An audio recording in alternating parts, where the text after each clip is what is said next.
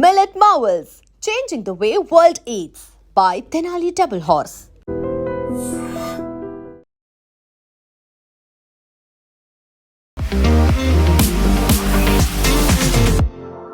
Justice Sudarshan Reddy గారు అభ్యర్థి అనగానే అమిత్ షా ఎందుకని అంత తీవ్ర స్థాయిలో మండిపడుతున్నారు?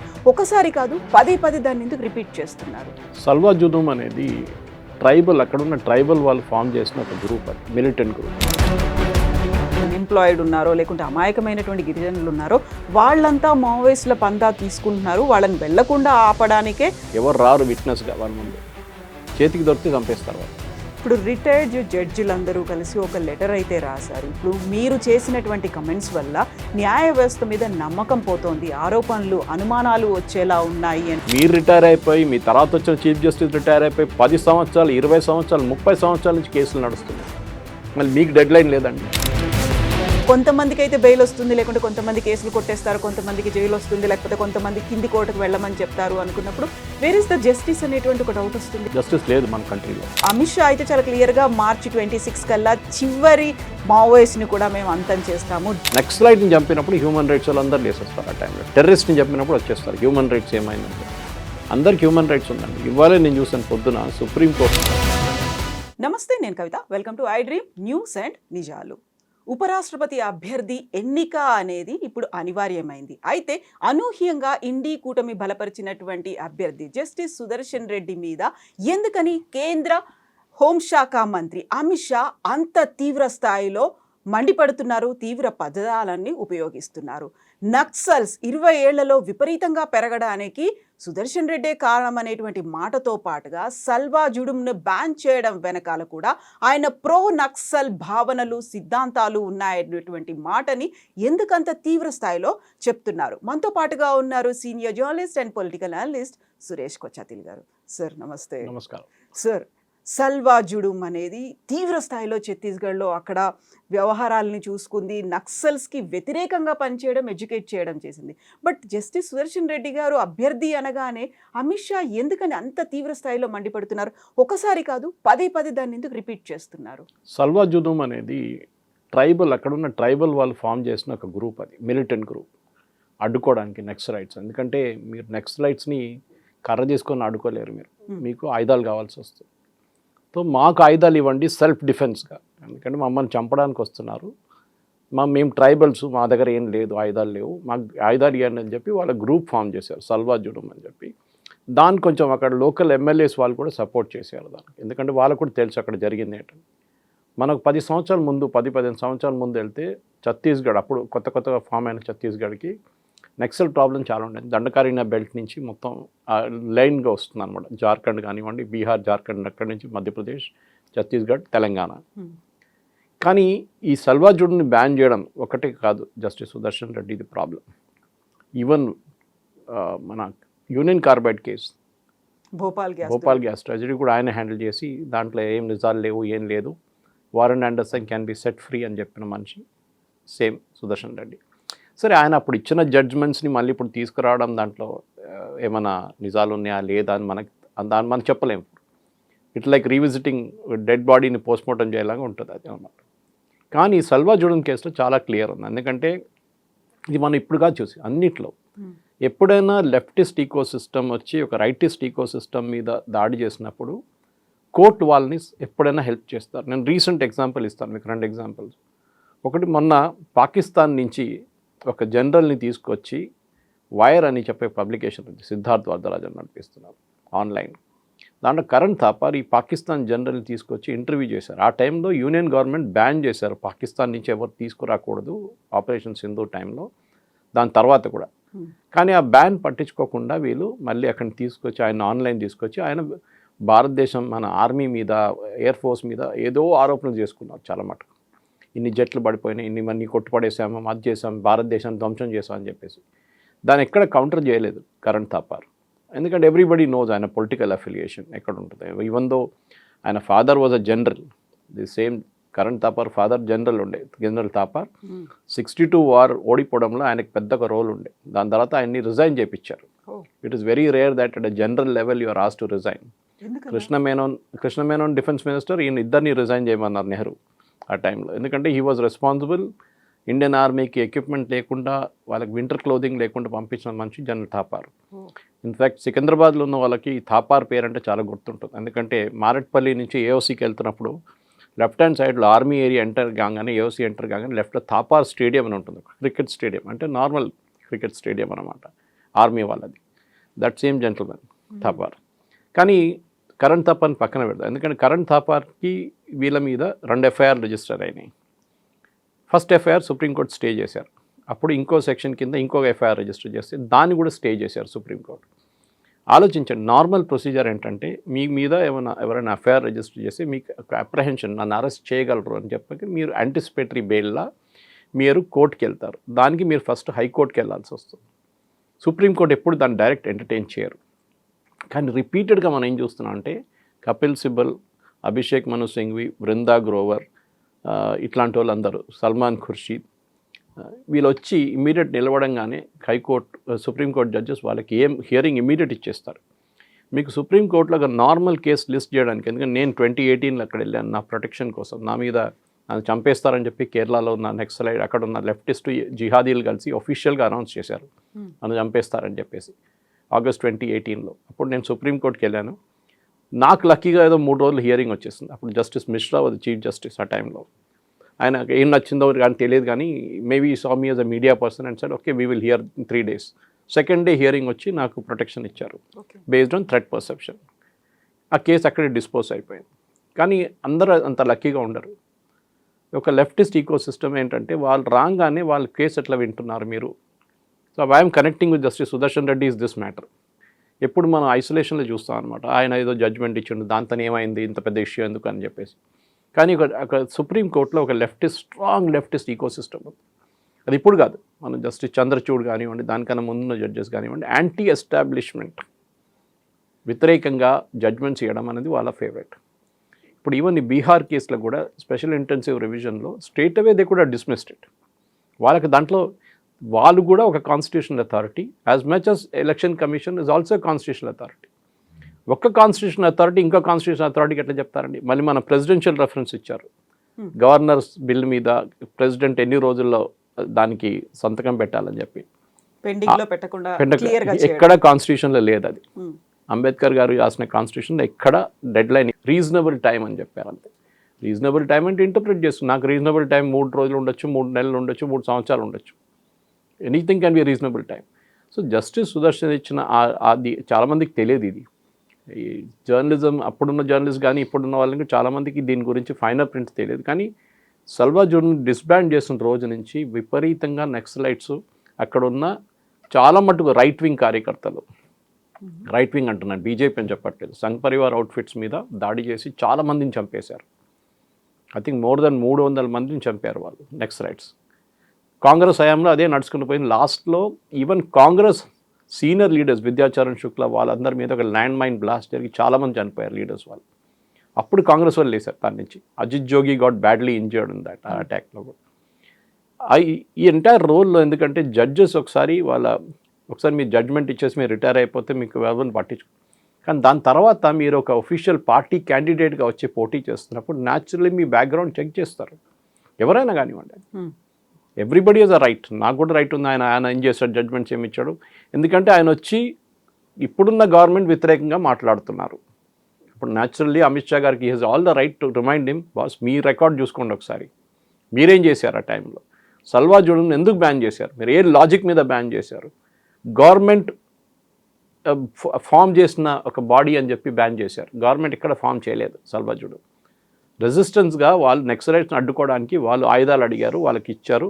వాళ్ళు కొన్ని రోజులు దాకా ఉన్నారు. దాని తర్వాత డిస్బ్యాన్ చేసినప్పుడు ఆయుధాలు ఇచ్చేసేయాలి వచ్చింది. దాని తర్వాత వాళ్ళని అందరిని చంపేశారు. నిన్న ఇవాళ పేపర్లో, ఇవాళ టైమ్స్ ఆఫ్ ఇండియాలో చూశాను నేను, ఒక సర్పంచ్ అక్కడ చనిపోయిన చనిపోలేదు, ఆయన మీద చాలా పెద్ద దాడి జరిగింది.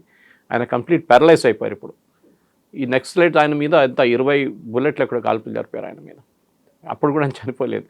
ఈ gave a statement saying justice Sudarshan is responsible for my condition, ఆయన మీద యాక్షన్ తీసుకోవాలని చెప్పి. ఈయన చేసిన దానికి చాలా మటుకు ఫ్యామిలీస్ అక్కడ ట్రైబల్స్ ఉంటారండి, వాళ్ళు వచ్చి మనలాగా మాట్లాడడానికి వాళ్ళ కెపాసిటీ లేదు వాళ్ళ.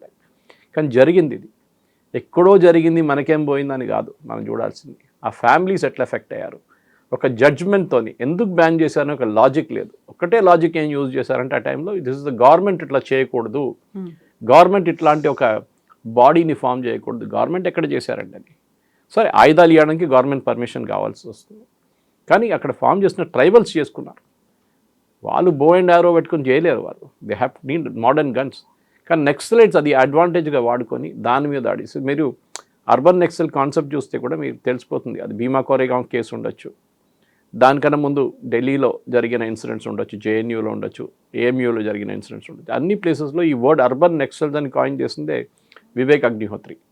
ఆయన ఒక ప్రెస్ కాన్ఫరెన్స్ తీసుకొచ్చిన దాని తర్వాత బికేమ్ ఏ రెగ్యులర్ వర్డ్ అనమాట. ఇన్ఫ్యాక్ట్ కశ్మీర్ ఫైల్స్ ఒక చాలా మంచి డైలాగ్ ఉంది దాంట్లో. One of the professors in Delhi university, ఆమె షీఈ్ యాక్చువల్లీ ఏ ప్రొఫెసర్, కానీ యాక్ట్ చేసింది పల్లవి జోషి. సర్కార్ ఉనికి హోగి సిస్టమ్ హమారా హై అంటే గవర్నమెంట్ వాళ్ళది ఉండొచ్చు, బీజేపీ వాళ్ళది, కానీ సిస్టమ్ మనది నడుస్తుంది ఇప్పుడు. కరెక్ట్. ఇప్పుడు కూడా లెఫ్టిస్ట్ ఈకో సిస్టమ్ అన్ని కాలేజెస్లో ఉంది. మీరు యూనివర్సిటీ ఆఫ్ హైదరాబాద్ తీసుకోండి, ఎఫ్లు తీసుకోండి, జాదవ్పూర్ యూనివర్సిటీ తీసుకోండి, ఢిల్లీ యూనివర్సిటీ తీసుకోండి, you take JNU which is the biggest example. అన్నిట్లో లెఫ్టిస్ట్ ఈకో సిస్టమ్ అనేది జ్యోతిబాసు టైం నుంచి ఒక స్టోరీ. అది చెప్పుకుంటూ పోతే ఇంకో లైన్కి వెళ్ళిపోతాం మనం. జ్యోతిబాసు ఇందిరాగాంధీ నెగోషియేట్ చేసిన సెటిల్మెంట్లో సిపిఎం బెంగాల్ నుంచి బయటికి రాకూడదు, దానికోసం మీకు ఏం కావాలంటే ఇస్తా అని చెప్పిన ఇందిరాగాంధీ లెఫ్టిస్ట్ వాళ్ళకి కంప్లీట్గా ప్రొఫెసర్షిప్, వాళ్ళ అకాడమిక్ హెడ్స్ అందరినీ 25 నుంచి 30% దాకా వాళ్ళకి ఇచ్చేశారు, ఓపెన్గా ఇచ్చేశారు.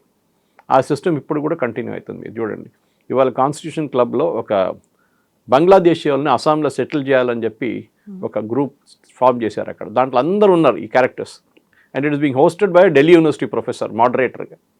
ఆలోచించండి, బంగ్లాదేశ్ని వచ్చి బంగ్లాదేశ్ని అక్కడ ఉంచుకోవచ్చు అస్సాంలో అని చెప్పి వాళ్ళు they are protesting for Bangladeshis and the professor is running it. So ecosystem మీకు జస్టిస్ సుదర్శన్ రెడ్డి చేసిన తప్పో కాదని చెప్పేది ఇక్కడ. కానీ ఈకో సిస్టమ్ ఎట్లా క్రియేట్ అయిందంటే వీళ్ళు అర్బన్ నెక్సల్స్గా తయారై మేము జ్యుడిషియల్ ఆఫీసర్స్, మేము సుప్రీంకోర్టు జడ్జెస్ అని చెప్పి న్యూట్రల్గా ఉంటామని చెప్పి తర్వాత చూస్తే వీళ్ళ కలర్ అంతా మారిపోతుంది. ఇప్పుడు కాంగ్రెస్ వాళ్ళు ఏం చెప్తారంటే, ఓకే మీరు కొంతమంది చీఫ్ జస్టిస్ని మీరు ఆ రాజ్యసభ మెంబర్ చేయించారు కదా, ఇప్పుడు అప్పుడేమంటారు అని అడుగుతారు.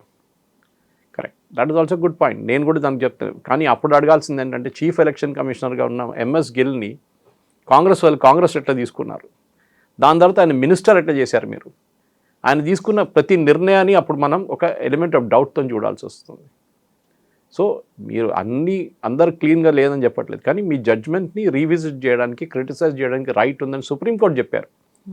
మేము తీసుకున్న ప్రతి నిర్ణయాన్ని మీరు క్రిటిసైజ్ చేయొచ్చు, అట్రిబ్యూట్ చేయొచ్చు, దానికి మ్యాలిఫైడ్ అట్రిబ్యూట్స్ అంటారు, దాన్ని చేయొచ్చు. కానీ మీరు దాన్ని ఒక ఎక్స్ట్రీమ్ లిమిట్ దాకా తీసుకెళ్ళకూడదు. ఇక్కడ అమిత్ షా గారు చేసింది ఏంటంటే మళ్ళీ రిమైండ్ చేస్తున్నారు సల్వా జూదం. ఇప్పుడున్న జనరేషన్కి అసలు సల్వా జూదం ఏమని కూడా తెలియదు వాళ్ళకి. So we have to really tell them what it is, ఏముంది, ఏం చేశారు, ఎందుకు ఫామ్ అయిందని చెప్పేసి. ఇప్పుడు నక్సలిజం మొత్తం ఆల్మోస్ట్ ఫినిష్ అయిపోయింది, ఆ స్టేజ్కి వచ్చేసింది. కానీ ఆ రోజుల్లో 200, 300, 400 మందిని చంపిన వాళ్ళు నక్సలైట్స్, వాళ్ళందరూ సల్వా జూదం మెంబర్స్ ఉండే. వాళ్ళ ఫ్యామిలీకి జస్టిస్ సుదర్శన్ రెడ్డి ఏం చెప్తారు జవాబు, అది మనం అడగాల్సింది. అయితే సార్ ఇప్పుడు సల్వా జూడమేమో ఎవరైతే యూత్ అక్కడ అన్ఎంప్లాయిడ్ ఉన్నారో లేకుంటే అమాయకమైనటువంటి గిరిజనులు ఉన్నారో వాళ్ళంతా మావోయిస్టుల పందా తీసుకుంటున్నారు, వాళ్ళని వెళ్లకుండా ఆపడానికే సల్వా జూడమ్ ఏర్పాటు చేశారని చెప్పినప్పటికీ వీళ్ళ చేతిలో గన్స్ ఉన్నాయి, వీళ్ళ చేతిలో పవర్ ఉంది కాబట్టి వీళ్ళే రివర్స్ వాళ్ళ మీద అటాక్ చేశారు అక్కడ, దానివల్లే బ్యాన్ చేయాల్సి వచ్చింది అనేటువంటి ఒక వాదన కూడా ఉంది కదా సార్. నక్సలైట్స్ దాడి చేసినప్పుడు ఒకటి గుర్తుపెట్టుకోవాలి మనం, పోలీసు చూడండి, ఇక్కడ ఎన్కౌంటర్ నడుస్తుంది తెలంగాణలో కానీ ఎక్కడైనా కానివ్వండి. నక్సలైట్ చేతికి దొరికితే వాళ్ళు కోర్టుకి తీసుకెళ్లారు, మీరు ఎప్పుడు వాళ్ళు శిక్షించలేరు, మీరు ఎవరు రారు విట్నెస్గా వాళ్ళ ముందు. చేతికి దొరికితే చంపేస్తారు వాళ్ళు. నక్సలైట్స్ కూడా అంతే, వాళ్ళ చేతి ఎవరు వచ్చారో వాళ్ళు చంపేస్తారు. వాళ్ళకు కూడా తెలుసు పోలీసు వాళ్ళు తీసుకొని వాళ్ళు ఏం చేయలేరు ఇమ్మీడియట్. ఇంకోటి పోలీస్ ఇన్ఫార్మర్స్ అని చాలామంది ఇన్నోసెంట్ సర్పంచ్ ఉండొచ్చు, ఏదైనా ఉప సర్పంచ్ ఉండొచ్చు, ఏదైనా ట్రైబల్ ఉండొచ్చు, వాళ్ళు ఎంతమందిని చంపారండి. కరెక్ట్, 2 సైడ్ల నుంచి జరిగింది, దాంట్లో తప్పలేదు. కానీ మీరు నక్సలైట్ పార్ట్ మీరు ఎప్పుడు ఏం మాట్లాడలేదు, వాళ్ళు ఇంతమందిని చంపారని మాట్లాడలేదు, వాళ్ళు సింపథైజ్ చేస్తున్నారు. అది మన దగ్గర వరవర్రావు కానివ్వండి, ప్రొఫెసర్ జయశంకర్, సార్ మన ఇక్కడ ఉన్న హర్గోపాల్ కానివ్వండి, వీళ్ళందరూ చేసిన పనులు, వీళ్ళందరూ అదే కదా, ప్రొఫెసర్ సాయిబాబా ఢిల్లీ యూనివర్సిటీలో, వీళ్ళందరూ ఏంటంటే అర్బన్ నక్సల్స్. వాళ్ళు ఒక ఓవర్ గ్రౌండ్ ఒక లెజిటమసీ ఇస్తున్నారు నక్సలైట్స్కి. ఇంగ్లీష్లో మాట్లాడతారు, తెలుగులో మాట్లాడతారు, హిందీలో మాట్లాడతారు. నక్సలైట్స్ అంత ఫ్లూయెంట్గా మాట్లాడలేరు, వాళ్ళు రారు కూడా కెమెరా ముందు. సో డెఫినెట్గా అర్బన్ నక్సల్స్ అనేది వీళ్ళ కోసం మీరు చూడండి, ఎప్పుడైనా ఎన్కౌంటర్ జరిగింది అనుకోండి తెలంగాణలో ఇమ్మీడియట్ హైకోర్టుకి వెళ్తారు. హైకోర్టు ఇమ్మీడియట్ హియరింగ్ ఇచ్చేస్తారు. ఏంటి అది నార్మల్ ప్రొసీజర్, ఎన్కౌంటర్ జరిగితే పోస్ట్మార్టం నడవాలి, it should be film by video film చేయాలి, దాన్ని కంప్లీట్గా మ్యాజిస్ట్రేట్ ఉండాలి, అది పెద్ద రూల్స్ ఉన్నాయి, రెగ్యులేషన్స్ ఉన్నాయి దానికి. కానీ ఒక ఆర్డినరీ సిటిజన్ని చంపితే నెక్సలైట్ ఇదే రూల్ పాటిస్తున్నారండి? అప్పుడు ఈ వీడియో ఫిలిం చేస్తారా ఎవరిదైనా? ఎవరిని చేయట్లేదు. అప్పుడు ఒక్క రూల్ ఒకరికి, ఇంకో రూల్ ఇంకొకరికి ఎట్లా అవుతుందండి అది? So this is what I'm saying. మీ సల్వాజుడిని బ్యాన్ చేస్తారు, నక్సలిజం బ్యాన్ చేయమని ఎందుకు చెప్పట్లేదు? ఇదే Sudarshan Reddy said we'll ban naxalism also, government has every right. ఎందుకు చేయట్లేదు? గవర్నమెంట్ ఒఫీషియల్గా చేశారు, అన్అఫీషియల్ కూడా చేశారు, కానీ నక్సలైట్ వెళ్ళిపోలేదు కదా, ఇంకా ఉన్నారు కదా. సో కాంగ్రెస్ హయాం, అప్పుడున్న కాంగ్రెస్ ఈకో సిస్టంలో ఇది మంచి పనికొచ్చింది వాళ్ళకి. కానీ లాస్ట్లో భస్మాసుర ఎఫెక్ట్ అంటాం మనం. ఎప్పుడు తయారు చేసిన భస్మాసురికి వరం ఇచ్చిన శివుడి మీదే భస్మాసురు వచ్చి ఎఫెక్ట్ ట్రై చేశాడు, పని చేస్తుందా లేదని చూడడానికి. అది జరిగింది నక్సలైట్స్తో. మీరు వరం ఇచ్చారు, వాళ్ళది మిస్యూజ్ చేసుకున్నారు, అది జరిగిందనమాట. And justice Sudarshan Reddy definitely has to answer. ఆయన అమిత్ షా గారి మీద దాడి చేయడం కాదు, 30 జడ్జెస్ని తీసుకొచ్చి ఎంపీస్ని, 30 retired supreme court judges, high court judges, కొంతమంది ఎంపీస్ వచ్చి రాశారంటారు. రేపు బీజేపీ వాళ్ళు ఒక 300 జడ్జెస్ని తీసుకొచ్చి ఇంకో పిటిషన్ రాస్తే అప్పుడేమంటారు వీళ్ళు? It is not that. we criticise చేసాం చాలా, ఇది ఇప్పుడు కాదు, చాలా ఈకో సిస్టమ్ చూస్తున్నాం. దీనికన్నా ముందు కూడా ఏం జరిగితే ఒక 100 మంది వచ్చి అమిత్ షా గారికి, నరేంద్ర మోదీ వ్యతిరేకంగా ఒక పిటిషన్ రాశారు 100 మంది రిటైర్డ్ ఐఏఎస్ ఐపీఎస్ ఆఫీసర్. ఇది ప్రెషర్ గ్రూప్ అంటారు దీన్ని. గవర్నమెంట్ మీద ప్రెషర్ తీసుకురావడానికి చేస్తున్న పని. ఇప్పుడు జరిగే ఎలక్షన్లో అది ఇంకా కొంచెం ఆయనకు లెజిటిమసీ ఇవ్వడానికి చేస్తున్న పని వీళ్ళది. ఎవరైనా ఫెన్స్ సిట్టర్స్ ఉంటే, జాయిన్ చేయకుండా పక్కన కూర్చున్న వాళ్ళు ఎవరైనా ఉంటే, ఇప్పుడు జగన్ సపోర్ట్ చేయట్లేదు, మమతా బెనర్జీ చేస్తుందా లేదో తెలియదు, ఎందుకంటే మీకు తమిళనాడు నుంచి స్టాలిన్ చేస్తాడో తెలియదు. అట్లాంటి పరిస్థితుల్లో వాళ్ళని కూడా తీసుకురావడానికి చేస్తున్న పని ఇప్పుడు జస్టిస్ సుదర్శన్ రెడ్డి చేస్తున్న పని అన్నమాట. ఆయన తీసుకొచ్చి ఆయన మీద దాడి చేస్తున్నారు, చూడండి ఆయన పాప ఇంత ఇన్నోసెంట్ మనిషి, ఆయన ఇచ్చిన జడ్జ్మెంట్ ఇప్పుడు ఎందుకు తీసుకొస్తున్నారు, ఇదంతా logic. It is straight away simple. మీరు చేసిన పనికి యు ఆర్ రెస్పాన్సిబుల్. ఇప్పుడు కాదు, 10 సంవత్సరాల తర్వాత కూడా మీరు జవాబు ఇవ్వాల్సిందే. You have to say why you did it. మీరు అది చెప్పండి, మీరు ఎందుకు చేశారు, మీ అది కరెక్టా కాదని మనం తర్వాత డిబేట్ చేద్దాం. కానీ ఆ రోజు ఇచ్చిన జడ్జ్మెంట్తో ఎంతమంది చనిపోయారో వాళ్ళ ఫ్యామిలీస్కి మీరు ఏం చెప్తారు, అది justice Sudarshan Reddy has to make a statement.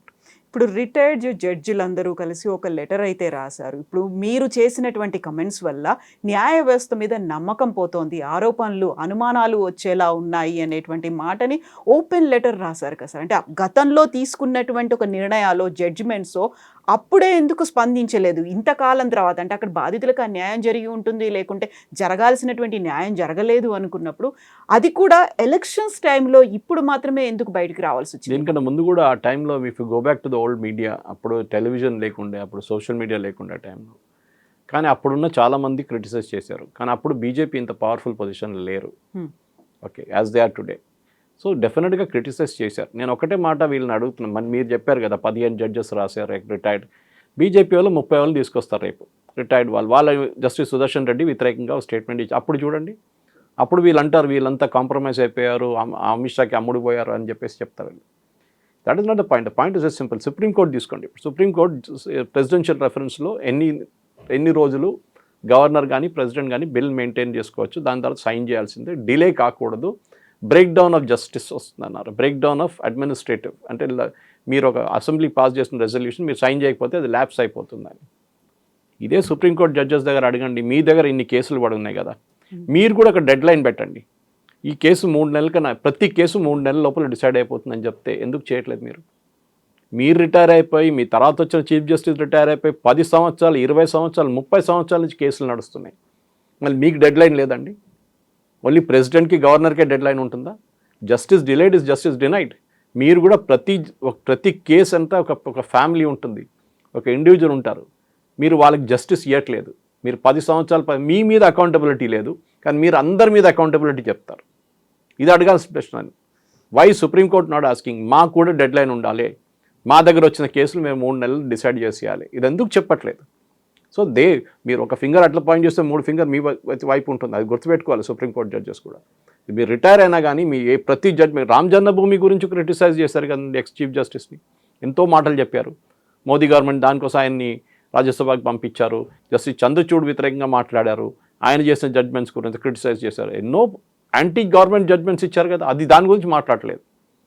ప్రతి దానికి మీకు ఎగ్జాంపుల్ ఇచ్చాను. ఇప్పుడు అరెస్ట్కి అదే టైంలో Arnab Goswami arrest Karnataka police register చేసిన కేసునప్పుడు సుప్రీంకోర్టుకి వస్తే ఏమన్నారు, you go to the high court అన్నారు. మళ్ళీ ఇవి సిద్ధార్థ్ వరదరాజన్ అండ్ కరణ్ థాపార్కి ఎందుకండి వాళ్ళు supreme court is hearing them immediately. ఇప్పుడు నిన్న కూడా చూసా ఏదో ఒక యూట్యూబర్ని మళ్ళీ ఆపేశారు అరెస్ట్, ఎందుకంటే anti Modi story. So it is a double edge sword. వీళ్ళు గుర్తుపెట్టుకోవాలి, మీరు చేసిన ప్రతి జడ్జిమెంట్కి it will be accountable.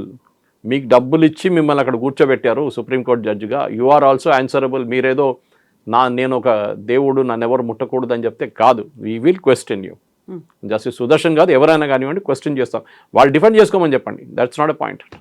So జడ్జిలు అనేవాళ్ళు చాలా న్యూట్రల్గా ఉండాలి, బయాస్డ్గా ఉండకూడదు అనేది, చాలా బ్యాలెన్స్ అనేది మెయింటైన్ చేయాలి అనుకున్నప్పుడు ఎక్కువగా లెఫ్ట్ ఐడియాలజీ ఉన్న వాళ్ళే ఇప్పుడు లీడింగ్లో ఉన్నారు, వాళ్ళే కీ పొజిషన్లో ఉన్నారు అనుకున్నప్పుడు ఎందుకని చర్యలు అనేవి ఉండలేదు? యాక్చువల్గా ఒక డౌట్ అనేది వస్తుంది. అక్కడ దాకా వెళ్తే మీరు చెప్పినట్టుగా కొంతమందికి అయితే బెయిల్ వస్తుంది, లేకుంటే కొంతమంది కేసులు కొట్టేస్తారు, కొంతమందికి జైలు వస్తుంది, లేకపోతే కొంతమంది కింది కోర్టుకు వెళ్ళమని చెప్తారు అనుకున్నప్పుడు వేర్ ఇస్ ద జస్టిస్ అనేటువంటి ఒక డౌట్ వస్తుంది కదా. లేదండి, జస్టిస్ లేదు మన కంట్రీలో.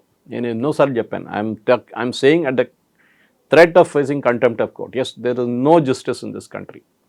డబ్బులు ఉన్నోడికి జస్టిస్ ఉంది ఇక్కడ. కపిల్ సిబ్బల్ 40 లక్షలు తీసుకుంటాడు ప్రతి హియరింగ్కి. మీకు కావాలంటే ఇట్లా మీకు బెయిల్ ఇప్పించేస్తాడు. మీ హియరింగ్ ఒక్క రోజులో 24 అవర్స్లో మీరు అదే టైంలో ఒక చిన్న లాయర్ని పెట్టుకొని వెళ్ళండి, 2 సంవత్సరాల దాకా మీ కేసే లిస్ట్ కాదు సుప్రీంకోర్టులో. డబ్బులు ఉన్నోడికే జస్టిస్ మన కంట్రీలో. అది we are seeing it out of 20-30 సంవత్సరాలు పడిన కేసు మీరు ఎందుకు తీర్పు తీసుకురావట్లేదు? Why are you not giving judgments for that? ఇప్పుడు వచ్చిన కేసులు ఎందుకు తీసుకుంటున్నారు? కొత్త దాంట్లో లేనిపోయిన కేసులు అన్నీ మీరు తీసుకుంటున్నారు. కుక్కల కేసు తీసుకున్నారు మీరు. అరే, I'm not saying it's not important, కానీ అది హైకోర్టు డీల్ చేయమని చెప్పండి. ఢిల్లీ హైకోర్టు ఉన్నారు కదా, ఢిల్లీ హైకోర్టు కూడా డెల్ట్ విత్. మీకు ఇంత పక్కన ఉన్న కేసులు పక్కన పెట్టి హియర్ చేస్తున్నారు, అది గుర్తుపెట్టుకోండి Kavitha garu. They are putting the cases aside, regular cases, and they doing this. That is very important. So justice denied, that is the most important. మీరు చెప్పిన దానికి ఆలోచించాం, ఇంకెక్కడైనా సిస్టమ్ ఉందని చెప్పండి. 5 జడ్జెస్ కూర్చున్నా, 3 జడ్జెస్ కూర్చొని సుప్రీంకోర్టులో కొలీజియం అని చెప్పేసి మేమే సెలెక్ట్ చేసుకుంటాం. రేపు ఇండియన్ ఆర్మీలో 5 జనరల్స్ కూర్చొని మేమే నెక్స్ట్ ఆర్మీ చీఫ్ని సెలెక్ట్ చేస్తామంటే అలౌ చేస్తారండి మీరు? ఇదే సుప్రీంకోర్టు ఆపేస్తారు వాళ్ళని. దట్ ఇస్ నాట్ అలౌడ్, అట్లా చేస్తారు మీరు అని చెప్పేసి. You are compromising integrity of. సరే, దీనికన్నా ముందు పొలిటికల్ పార్టీస్ వాళ్ళ రిప్రజెంటేటివ్స్ని తీసుకున్నారు, అదంతా జరిగింది. లేదంగా ఇందిరాగాంధీ టైంలో అయితే 3 చీఫ్ జస్టిస్ని పొటెన్షియల్ క్యాండిడేట్స్ని పక్కన పెట్టి ఎమర్జెన్సీ టైంలో చీఫ్ జస్టిస్గా తీసుకొచ్చారు. కథ మనకు అందరికి తెలుసు. కానీ now we're talking about situation ఎక్కడ ఎట్లా వచ్చిందంటే 5 మందో 3 మంది కూర్చొని ఎవరిని చీఫ్ జస్టిస్ చేయాలి, ఎవరిని ట్రాన్స్ఫర్ చేయాలి, ఏ జడ్జిని సుప్రీంకోర్టుకి తీసుకురావాలి, ఏది తీసుకురాకూడదు మీరు ఎట్లా డిసైడ్ చేస్తారండి? ఎన్జేఎస్సీ నాకు బిల్ ఉండే, పార్లమెంట్ చేసిన బిల్, ఆ బిల్ని మీకు కొట్టుపడేస్తారు. కాన్స్టిట్యూషన్లో ఎక్కడ చెప్పట్లేదు that the judges of supreme court can form a collegium, ఎక్కడ లేదు ఆ rule. It's an illegal thing. దాన్ని ఎప్పుడో డిస్బ్యాండ్ చేయాలి. కానీ గవర్నమెంట్ ఏంటంటే ఎందుకు లేనిపోని గొడవ అని చెప్పేసి ఇచ్చేసారు. ఎందుకంటే ఏం చేసినా కానీ గవర్నమెంట్ వీళ్ళేమంటారు, లేలే మీ ఫేవరెట్స్ని పెట్టుకున్నారు. యూఎస్లో ఇంత మాట్లాడతారు కదా మనం, ఫ్రీడమ్ ఆఫ్ ఎక్స్ప్రెషన్, అది ఇది, యూఎస్ ఇస్ అ మోడల్ అని చెప్పేసి. యూఎస్లో ప్రతి ప్రెసిడెంట్ అపాయింట్ చేసిన పొలిటికల్ అపాయింట్ ఉంటుంది. ప్రెసిడెంట్ అపాయింట్ చేస్తారు. ఒబామా అపాయింట్ చేసిన జడ్జిలు ఇంకా ఉన్నారు సుప్రీంకోర్టులో, యూఎస్ సుప్రీంకోర్టులో. క్లింటన్ అపాయింట్ చేసుకున్న జడ్జెస్ ఉన్నారు, బుష్ అపాయింట్ చేసిన జడ్జెస్ ఉన్నారు, ఈవెన్ బైడెన్ అపాయింట్ చేసిన జడ్జెస్ ఉన్నారు, ఇంకా ఈవెన్ ట్రంప్ అపాయింట్ చేసిన జడ్జెస్ కూడా ఉన్నారు, లాస్ట్ టర్మ్లో అపాయింట్ చేసిన. సో అక్కడ పొలిటికల్ సిస్టమ్ నడుస్తుంది. Judges are appointed by the government యూఎస్లో. ఇక్కడ మందరు చేస్తే అయ్యో గవర్నమెంట్ అపాయింట్ చేస్తున్నారు, మోదీ గారిని చంచాలను పెట్టుకున్నారు జడ్జెస్గా అని చెప్తారు అప్పుడు. అంటే మీరు ఇందిరాగాంధీ టైంలో మీరు అది మాట్లాడలేదే కాంగ్రెస్ వాళ్ళు? డెఫినెట్లీ కొలీజియం సిస్టమ్ ఇది illegal. Correct, checks and balances ఉండాల్సిందే. గవర్నమెంట్ ఒక్కరే కాదు, మన సిబిఐ డైరెక్టర్ సెలెక్షన్ చేస్తున్నట్ల మీరు chief justice, leader of opposition and prime minister కూర్చొని జడ్జెస్ సెలెక్షన్ డిసైడ్ చేసుకోవచ్చు. కానీ మీరు 5 మంది కూర్చొని డిసైడ్ చేయలేరు. It is a illegal thing total. యాక్చువల్గా ఆపరేషన్ కగార్కి సంబంధించి ఇప్పుడు పెద్ద ఎత్తున జరుగుతోంది. ఆపరేషన్ కగార్ అనేది కూడా నక్సల్స్ని బలవంతంగా అణచివేయాలని చూస్తున్నారు. ఇప్పుడు మనం ఏదైతే సల్వాజూడం గురించి మాట్లాడుకున్నామో ఆపరేషన్ కగార్ కూడా అలాంటిదే. ఒకవేళ మీరు ఏదైనా బలవంతంగా అణచాలని చూస్తే అది ఇంకో చోటికి వెళ్తుంది, ఇంకో చోట ఇంకో రూపంలో వ్యాప్తి చెందుతుంది అని అమిత్ షా అయితే చాలా క్లియర్గా March 26 కల్లా చివరి మావోయిస్ట్ని కూడా మేము అంతం చేస్తాము, డెత్ బెడ్ మీద వాళ్ళు ఉన్నారు, ఆఖరి శ్వాస పీల్చుకుంటున్నారని చెప్పినప్పటికీ అక్కడ కూడా హ్యూమన్ రైట్స్ ఇష్యూస్ అనేవి వస్తున్నాయి కదా. హ్యూమన్ రైట్స్ ఇష్యూస్ ఎప్పుడు చూడండి వన్ వే స్ట్రీట్ లాగా ఉంటుంది. నక్సలైట్స్ ఎవరన్నా ఆర్డినరీ ఒక సర్పంచ్నో ఆ విలేజ్లో నాకు పోలీస్ ఇన్ఫార్మర్ అని చంపినప్పుడు ఈ హ్యూమన్ రైట్స్ వాళ్ళు ఎవరు కనిపించారు మీకు. అప్పుడు నక్సలైట్ని చంపినప్పుడు హ్యూమన్ రైట్స్ వాళ్ళు అందరు లేసేస్తారు ఆ టైంలో. టెర్రరిస్ట్ని చంపినప్పుడు వచ్చేస్తారు హ్యూమన్ రైట్స్ ఏమైందని చెప్పి. అందరికి హ్యూమన్ రైట్స్ ఉందండి. ఇవాళే నేను చూసాను పొద్దున సుప్రీంకోర్టు నిన్న ఒక హియరింగ్లో షాకింగ్, ఒక ఆయనకి డెత్ సెంటెన్స్ ఇచ్చారు. ఒక కిల్లర్కి 4 వయసుల అమ్మాయిని రేప్ చేసి చంపిన ఒక ఆయనకి డెత్ సెంటెన్స్ ఇచ్చారు. అది లోవర్ కోర్ట్ నుంచి మొదలైంది 20 సంవత్సరాల ముందు ఎక్కడో. లాస్ట్లో సుప్రీంకోర్టు దాకా వచ్చి ఐ థింక్ 2017లో సుప్రీంకోర్టు కన్ఫర్మ్ చేశారు ఎస్ డెత్ సెంటెన్స్ అని. ప్రెసిడెంట్ దగ్గర వెళ్ళింది, ప్రెసిడెంట్ రిజెక్టెడ్ ద అపీల్. అప్పుడే ఉరి తీసేయాలి ఉన్నాయని, ఈ షుడ్ బిన్ హంగ్ దెన్. ఇప్పుడు సుప్రీంకోర్టుకి వచ్చి సుప్రీంకోర్టు ఏమంటున్నారు, కాదు అది మొత్తం ప్రాసెస్ ఫాలో చేసామా లేదా అని మనం చూడాలని. మీరు మాట్లాడుతున్న ఇదే హ్యూమన్ రైట్స్. మొత్తం ఒక పాత జడ్జ్మెంట్ ఉంది, మనోజ్ కేసు ఒకటి ఉంది. ఆ జడ్జ్మెంట్లో ఉన్న పారామీటర్స్ ఫాలో చేశారు ఆ డెత్ సెంటెన్స్ కోసం. ఈ 4 వయసుల అమ్మాయిని రేప్ చేసి చంపిన ఆ అమ్మాయికి హ్యూమన్ రైట్స్ లేదండి. ఈ కిల్లర్స్కి హ్యూమన్ రైట్స్ ఉందా? అదే అడుగుతాను సుప్రీంకోర్టు దగ్గర. మీకు ఇంకా పనేం లేదా సుప్రీంకోర్టు జడ్జెస్కి? ఒక ఆయన ప్రూవన్ కేస్ సుప్రీంకోర్టే రిజెక్ట్ చేశారు, రివ్యూ రిజెక్ట్ చేశారు. దాని తర్వాత ప్రెసిడెంట్ దగ్గర ప్రెసిడెంట్ రిజెక్ట్ చేశారు. దాని తర్వాత మళ్ళీ మీరు తీసుకొస్తున్నారు యసీన్ మలిక్ ఇట్లాంటి వాళ్ళని అందరినీ మీరు చూస్తున్నారు. వాళ్ళ కోసం ఏ హ్యూమన్ రైట్స్ ఉండదు, అన్నీ వాళ్ళకి ఇచ్చేస్తారని. ఇది ప్రాబ్లం మేడం. కశ్మీరీ టెర్రరిస్ట్ కానీ ఎవరైనా కానీ రాత్రిపూట 1 గంటకు డోర్ ఓపెన్ చేసి ఇయర్ చేసిన సుప్రీంకోర్టు ఇది. మళ్ళీ మీరు ఆర్డినరీ సిటిజన్స్కి ఎందుకు చేయట్లేదండి? అది వాళ్ళకి హ్యూమన్ రైట్స్ లేదండి. మన దగ్గర ఎంతోమంది నక్సలైట్స్ చంపిన ఫ్యామిలీస్ ఉన్నారు మన దగ్గర. వాళ్ళకి హ్యూమన్ రైట్స్ ఎవరు అడగట్లేదే. పోలీసు వాళ్ళని చంపారు, ఉమేష్ చంద్ర కానివ్వండి, కేఎస్ వ్యాస్ గారు అని. వాళ్ళకి హ్యూమన్ రైట్స్ లేదండి. It's 2 way street, 1 way street కాదు ఇది. సో డెఫినెట్గా ఇప్పుడు ఇక్కడ నడుస్తున్న పెద్ద పెద్ద మేధావులు కానివ్వండి, ప్రొఫెసర్ హరిగోపాల్ కానివ్వండి, మిగతా వాళ్ళు కానివ్వండి, ప్రొఫెసర్ కోదండరామ్ ఇట్లాంటి వాళ్ళందరూ మాట్లాడతారు. వరవర్రావు గారు ఉన్నారు దీనికన్నా ముందు. వీళ్ళందరూ మాట్లాడి human rights only human right next rights గురించి మాట్లాడతారు. హ్యూమన్ బీయింగ్స్ కూడా ఉంది. మిగతా చోట్ల ఎవరిని చంపారో వాళ్ళకు కూడా హ్యూమన్ రైట్స్ ఉంది. అది గుర్తుపెట్టుకోవాలి వీళ్ళు. అది ఆపరేషన్ కగార్ కానీ ఎక్కడైనా కానివ్వండి. నేను దీనికన్నా ముందు మీకు ఎక్స్ప్లెయిన్ చేశాను. నెక్సలైట్ చేతిలో పోలీసు వాళ్ళని చంపేస్తారు, పోలీసు వాళ్ళ చేతిలో నెక్సలైట్ అయితే వాళ్ళు కూడా చంపేస్తారు. కథ 2 వే స్ట్రీట్. అది జస్టిస్ లేదు 2 సైడ్లలో. కరెక్టే, ఐ యాక్సెప్ట్ ఇట్. కానీ that is the law of the jungle అంటాం మన ఇంగ్లీష్లో. ఆటవిక న్యాయం ఏం చేయలేం. మీకు చేతిలో దొరికితే వాళ్ళు ల్యాండ్ మైన్ బ్లాస్ట్ చేసి ఎంతమంది చంపారు మనం చూసాం. దీనికన్నా ఒక 74 మంది సిఆర్పిఎఫ్ని చంపారు ఒకసారి ఛత్తీస్గఢ్లో. అప్పుడు పండగ చేసుకున్నారు జేఎన్యూలో, జవహర్లాల్ యూనివర్సిటీలో సెలబ్రేషన్ చేశారు. ఆలోచించండి, మన సోల్జర్స్ని మన సిఆర్పిఎఫ్ వాళ్ళని నక్సలైట్ చంపితే పండగ చేసుకున్నారు జేఎన్యూలో. అప్పుడు ఎక్కడ పోయిందండి హ్యూమన్ రైట్స్? ఆ 74 ఫ్యామిలీలు వాళ్ళ వైఫ్స్ కానీ వాళ్ళ పిల్లలకి ఎవరు హ్యూమన్ రైట్స్ చెప్పారండి? అప్పుడెవరు హ్యూమన్ రైట్స్ గురించి అడగట్లేదు. అప్పుడెవరు పోస్ట్మార్టం గురించి అడగట్లేదు. ఎవరు వీడియో ఫిల్మ్ చేయాలని అడగట్లేదు. కానీ ఇటువైపు వస్తే మొత్తం హ్యూమన్ రైట్స్ వచ్చేస్తారు. దానికి రెడీగా కోర్టు కూర్చుంటారు, హియరింగ్ రాత్రికి రాత్రి హియరింగ్ పెడతారు. ఒక నార్మల్ పర్సన్కి ఈ కంట్రీలో జ్యుడిషియల్ సిస్టంలో అస్సలు ప్లేస్ లేదు.